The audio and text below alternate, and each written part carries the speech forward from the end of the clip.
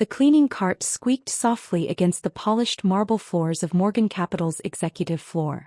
It was late, most employees had gone home, leaving only the night owls and ambitious junior analysts hunched over their Bloomberg terminals. "Still here, Olivia?" Thomas Morgan's voice dripped with fake concern as he emerged from his corner office. "Those windows won't clean themselves. My older brother's designer suit probably cost more than I made in 3 months as the office cleaner." Not that he knew about my other income streams, the ones that had helped me build Phoenix Investment Partners into one of the most powerful private equity firms in the city. "Just finishing up, Thomas," I replied quietly, watching him drop his empty coffee cup deliberately onto the freshly mopped floor. "Oops," he smirked. "Better clean that up before Dad sees it. You know how he feels about maintaining Morgan's standards." I did know. James Morgan, CEO of Morgan Capital, and my father had made it very clear where I stood in the family hierarchy after I'd refused to follow his prescribed career path. Instead of joining the family firm as a junior analyst like my brothers, I'd wanted to start my own investment company. "Investment is a man's world," he declared at a family dinner 5 years ago. "You don't have what it takes. But if you want to work here so badly." He gestured to the cleaning staff tidying the executive dining room. "We always need good cleaners." He'd meant it as a humiliation, a way to break my spirit. Instead, he'd given me the perfect cover to observe Morgan Capital from the inside while building my own empire in secret. My phone buzzed softly, a message from my CFO. "Morgan Capital's quarterly results are worse than expected. Their stock will tank when the market opens tomorrow." I smiled, pushing my cart toward the executive washrooms. I'd known about Morgan Capital's impending crisis for months, watching through my nightly cleaning rounds as they made increasingly desperate attempts to hide their mounting losses. "Hey, cleaning lady," my younger brother Michael called out as he left his office. "The men's room is a mess.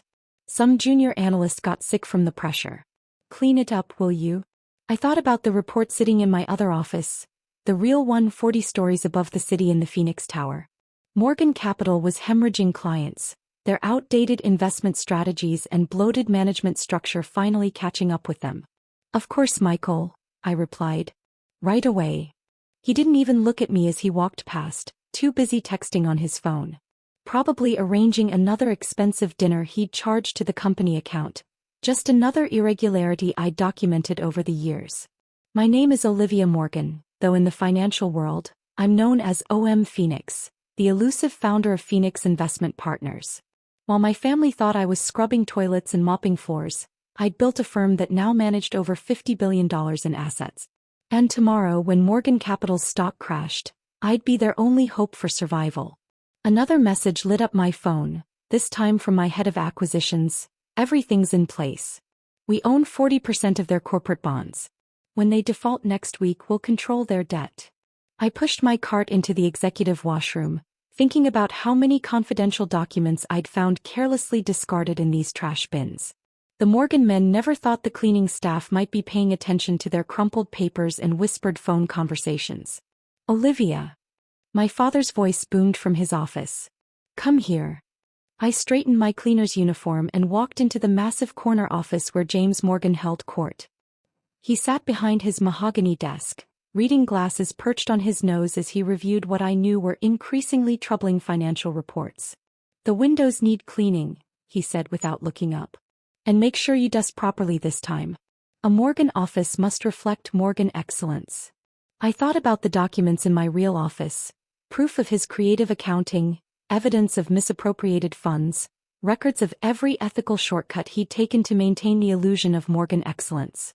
"Yes, Mr. Morgan," I replied, reaching for my window cleaning supplies. "Mr. Morgan?" He looked up, annoyance crossing his features. "I'm still your father, Olivia, even if you choose to waste your life like this." I kept my face carefully blank as I sprayed the windows. "Of course, father. My mistake." He returned to his reports, muttering under his breath about ungrateful daughters and family disappointments. If only he knew that his cleaning lady daughter had just closed a $2 billion deal while he was struggling to keep his firm afloat. My phone vibrated again, my assistant this time. "Emergency board meeting scheduled for tomorrow at 9 a.m. Morgan Capital's biggest clients are pulling out." I watched my father's reflection in the window as he ran his hands through his silver hair, the stress of impending disaster finally showing on his face. Tomorrow he would learn that his cleaning lady daughter was about to become his only chance at salvation. Still here. Thomas reappeared in the doorway. Dad, you really should set a cleaning schedule. It's unprofessional having the help hanging around during business hours. I thought about Thomas's personnel file, the hidden gambling debts, the embezzled client funds, all meticulously documented by the cleaning lady he'd never bothered to really see. Your brother's right, my father sighed. Finish up and go home, Olivia. And make sure you're here early tomorrow. The board is coming in for an emergency meeting. Of course, father, I said, gathering my cleaning supplies. I wouldn't miss it. Back in my cleaning closet, which had better Wi-Fi than most of Morgan Capital's offices, I changed out of my cleaner's uniform into a tailored Chanel suit. In exactly 12 hours I would return to this building not as the cleaning lady, but as the CEO of the only firm capable of saving Morgan Capital from bankruptcy. My phone lit up with another message from my CFO. Final numbers are in. Morgan Capital will need a $2 billion cash injection by end of week to avoid default. I smiled, thinking about the emergency board meeting tomorrow. They'd be expecting OM Phoenix to arrive with a team of analysts and lawyers. Instead, they'd get their cleaning lady in a designer suit, holding the power to save or destroy their precious family legacy. Leaving the building through the service entrance one last time, I passed the framed photos in the lobby, 3 generations of Morgan men, each more arrogant than the last. My father, Thomas, and Michael featured prominently, their matching smirks a testament to inherited privilege. My photo wasn't there, of course. The cleaning staff didn't merit wall space in the Morgan Capital lobby. Good night, Miss Olivia, the security guard called out as I left. Unlike the Morgan men, Jorge actually noticed the cleaning staff. Big meeting tomorrow, I hear. Lots of important people coming in. Yes, I replied, thinking about just how important tomorrow's meeting would be. Very important people. In my real office at Phoenix Tower, I reviewed the takeover documents one final time. Everything was in place. The debt acquisition, the stock positions, the proof of Morgan Capital's financial misconduct. Tomorrow I would offer them a choice. Accept my terms and survive under Phoenix management or face bankruptcy and public scandal. My phone buzzed with a final message for the night. Thomas. Bathroom on 12th floor needs cleaning. Some junior analyst made a mess. Handle it first thing tomorrow. I set my phone down, looking out at the city lights. Tomorrow Thomas would learn that his cleaning lady sister now controlled his future. Tomorrow Michael would discover that the woman he'd ordered to clean up vomit was about to become his boss. And my father? He would finally understand that his greatest disappointment had become his only hope for salvation. I picked up a framed photo from my desk, the only family photo I kept. It showed a younger version of myself graduating from business school, before my father had decided that female ambition needed to be crushed rather than nurtured. Investment is a man's world, he'd said. Tomorrow he'd learn just how wrong he'd been. The next morning I arrived at Morgan Capital exactly on schedule, not in my cleaner's uniform, but in a black Armani suit that cost more than my father's monthly salary. My cleaning cart had been replaced by a Hermes briefcase containing the documents that would reshape my family's legacy. Through the lobby security cameras I watched the panic unfold.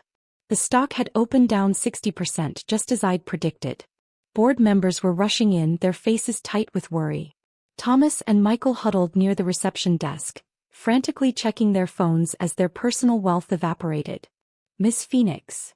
My assistant's voice came through my earpiece. Everyone's assembled in the main boardroom. They're waiting for OM Phoenix to arrive. I smiled, straightening my jacket. Time for the cleaning lady to make an appearance. The boardroom fell silent as I walked in. For a moment no one recognized me. They'd never seen the cleaning staff in anything but uniforms. Then my father's face went pale, Thomas's jaw dropped, and Michael actually fell back into his chair. Olivia. My father's voice cracked. What are you doing here? We're waiting for OM Phoenix from Phoenix Investment Partners. I know, I replied calmly, taking my place at the head of the table. OM Phoenix is here. Thomas shot to his feet. This is ridiculous. Security. I pulled out my phone and pressed a button. The screens around the room came to life, displaying Phoenix Investments holdings in Morgan Capital, including controlling interest in their corporate debt. As of market open this morning, I said, my voice carrying across the stunned room, Phoenix Investment Partners controls enough of Morgan Capital's debt to force bankruptcy proceedings. Unless, of course, you're interested in discussing alternatives. Impossible, Michael whispered. You're a cleaner. No, I corrected him.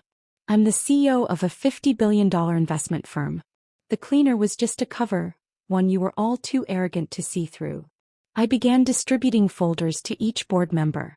Inside you'll find detailed documentation of Morgan Capital's financial irregularities. Thomas's gambling debts covered with client funds. Michael's creative accounting. Father's ethical shortcuts. My father's face had turned an interesting shade of gray. You've been spying on us? Spying.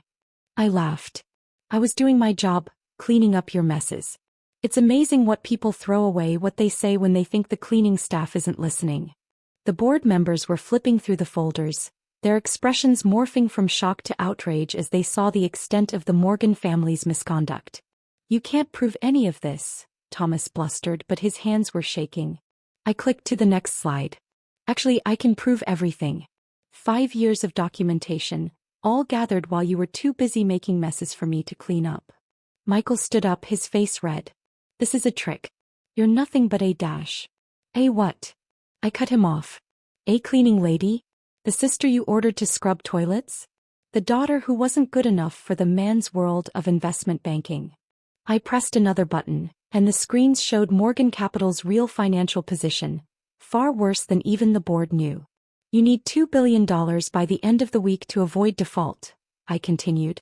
Phoenix Investment Partners is prepared to provide that funding. With certain conditions, of course. My father finally found his voice. Conditions. Complete management overhaul. New board of directors. And the Morgan family. I paused, savoring the moment, will no longer have any operational control of the firm. You can't do this, Thomas protested. We're family. Family. I raised an eyebrow. Like when you made me clean up your coffee spills. Like when Michael ordered me to scrub vomit off the bathroom floors. That kind of family. I opened another folder, revealing Phoenix's restructuring plan. You have exactly 1 hour to decide. Accept Phoenix's takeover, or I'll call your loans and force bankruptcy proceedings. You would destroy your own family's legacy? My father asked, his voice barely a whisper. No, father. I'm saving it. Just not for you. The next hour was the longest of their lives, and the most satisfying of mine.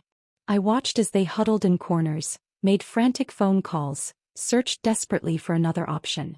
But there was none. I had made sure of that. Finally, my father approached my seat, looking older than I'd ever seen him.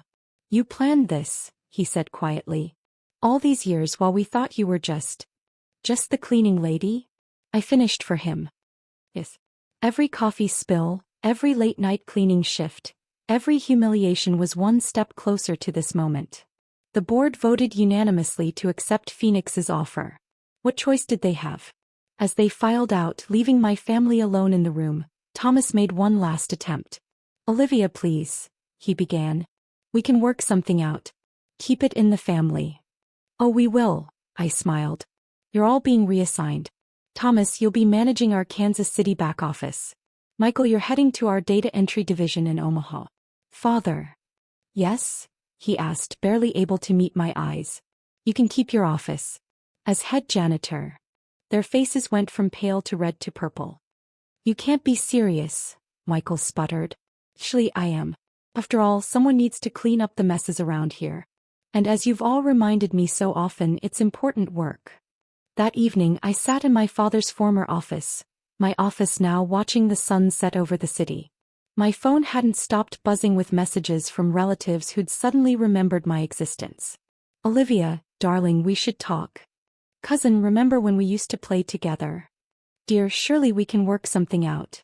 I ignored them all, focusing instead on the changes already being implemented throughout Morgan Capital. New management software being installed, ethical compliance procedures being established, decades of patriarchal culture being dismantled. A knock at the door interrupted my thoughts. It was my father, looking strange in his new janitor's uniform. The bathrooms on 12 need cleaning, I said without looking up. And Thomas spilled coffee in the break room again. Handle it first thing tomorrow. He stood there for a moment, his pride warring with his new reality. Finally he spoke. Investment is a man's world. That's what I always said. I looked up then, meeting his eyes. Oh, father. Investment is about intelligence, strategy, and patience. All traits you might have noticed in your daughter if you hadn't been so busy looking down on her. After he left, I walked through my building by building now. Every corner held memories. The bathrooms I'd cleaned, the floors I'd mopped, the windows I'd washed while planning this very moment. My phone buzzed with a message from my assistant. New signs installed in the lobby. Morgan Capital is officially Phoenix Morgan Partners. I made one final stop before heading home, the small supply closet that had been my office for 5 years. On the door I hung a new plaque, OM Phoenix so started here. In my new corner office I opened my father's old leather portfolio, now mine. Inside I placed a photograph, the cleaning lady who had become CEO, standing in front of the company she'd purchased with the money she'd earned while they mocked her. My phone buzzed one last time, a message from Thomas. This is cruel, Olivia. Making us work these menial jobs. I typed back a single response. No, brother. I'm teaching you what I learned while cleaning up your messes. Every job has value, every person deserves respect, and karma comes with a mop and bucket. Then I blocked their numbers and turned to my computer, where reports from all divisions of Phoenix Morgan Partners awaited my review. The old Morgan Capital was dead. Phoenix would rise from its ashes, stronger and more ethical than ever. And the cleaning lady they'd mocked? She now owned every floor they'd made her scrub, every bathroom they'd made her clean, every office they'd paraded through without a second glance. Sometimes the best revenge isn't just taking control, it's making them clean up their own messes for a change.